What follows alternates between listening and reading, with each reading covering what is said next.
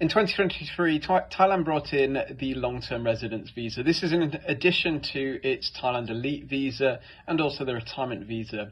I'm going to go over some of the logistics, some of the pros and the different options and categories within the sectors.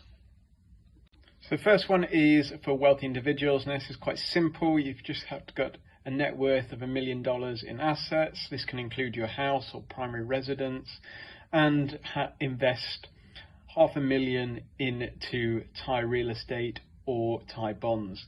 Now I've spoken to a number of lawyers on the second part. It is not black or white, and they have seemed to work a way around that. I'll get into that into the final sector, but as I spoke to a few lawyers and a few immigration companies that are doing this, Harvey law firm, and they have said that it's not actually a requirement on that, and there's ways to kind of get around that. You can just deposit it into a bank account. Number two is the wealthy pensioners. Now this is where if you've got an income of $80,000 a year, so if you've got dividend paying or rental income of $80,000 a year, you can therefore apply. You must be 50 years or older. There's also a way to apply if you're earning between $40,000 and $80,000 a year, if you've got a net worth of over $250,000.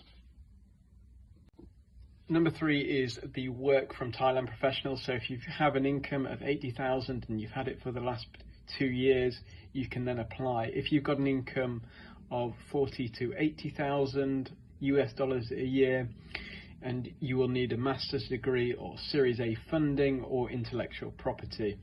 Also, some of the caveats with this is that the company needs to be in operation for at least 3 years, and you need to have a minimum of 5 years work experience over the last 10 years. In addition to these, you can bring in spouses if they're under 20 years old, minimum of 4 dependents, and also additionally what you'll need if you're moving is health insurance that covers up to $50,000 of benefits, or social security up to $25,000.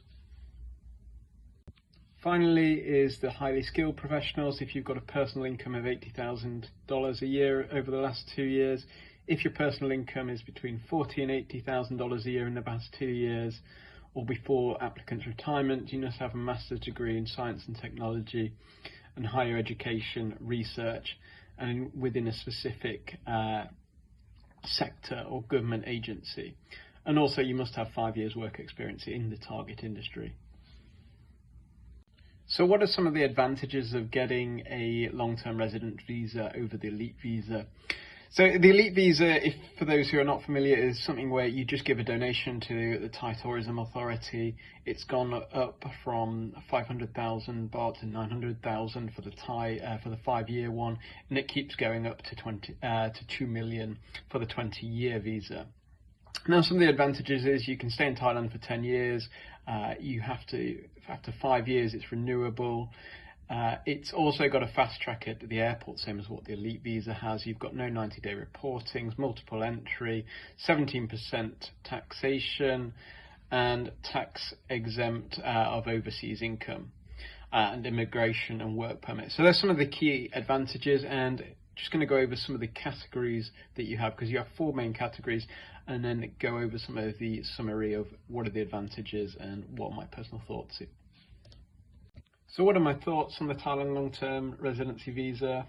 I don't think it's great, to be honest. I think the only section that really comes in is probably the pension one. I think if you had the $1 million net worth one, it would be quite obtainable, but then it kind of caveats that with you've got to invest 500,000 in Thailand.